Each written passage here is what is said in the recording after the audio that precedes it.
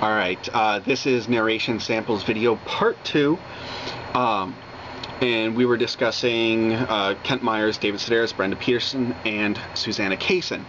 Now, talked about Sedaris and Myers, talked about topic selection, talked about purpose. Then, next thing I want to talk about is storytelling in a very simple way. There are many fine, great literary writers out there. And one of those who is often not considered a literary writer is Stephen King. Some of you, whether you've seen just the movies, but some of you hopefully have read some of his works. But he is arguably the greatest storyteller. He tells stories. They may not be great literature. I think he's a fine writer. But he is a writer who can tell a story. So think about it in that sense. Not just are you writing something that's going to be crafted, really dealt with, but you're telling stories. As if you were going out to meet with your friends. What are those stories you tell over and over and over again? What are those stories that are you're just hanging out, having some coffee, having a few drinks, whatever, that you have to tell? That's your friends come and say, hey, tell them that story. Consider that one, because these stories do have interest level to them. They have a voice, an attitude, a purpose. Especially if you think about those stories, oftentimes if they're stories you've told multiple times, they do have structure and craft to them.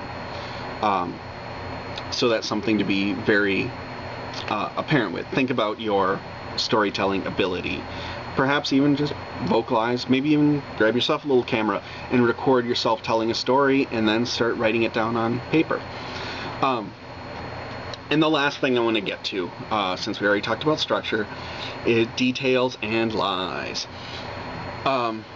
Details are of utmost importance in writing narrative, in all writing for that matter, but especially in narrative writing, because it makes us, the readers, the audience, feel as if we are part of it, as if we are there. Look at the essays you've read and those details that are brought in. But they're not just details. I mean, who cares about the color of the rug? Who cares if, say for example, in my video that I have plastic on the walls behind me, because I'm doing this in a little basement dungeon. But it's something about how those details connect to your purpose, connect to what is really being told. Look at the details that are used. Look at what is in Ice Cream. Look at what's in Big Boy. Look at what's in the essays in your chapter or any other narratives that you read. Watch those details. See what the authors do with them. And then the other thing, lies. Creative nonfiction or creative writing, narrative writing, has come under fire a lot for lies and what is truth in narrative, particularly with James Fry's A Million Little Pieces. Again, some of you may have read that with its Minnesota connections. But basically in the book, which is supposedly a true story, there are some facts, some ideas that have been made up or embellished. He was found out.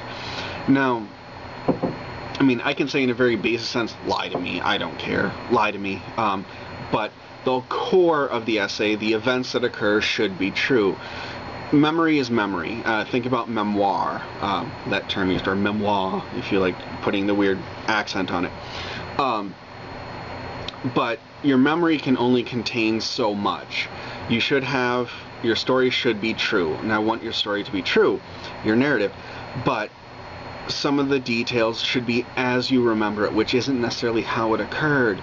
So some things need to be possibly created a little bit more, or you don't remember exactly one thing, but you remember it this way. That's not, maybe not how it is, but that's how it should be. So put it that way.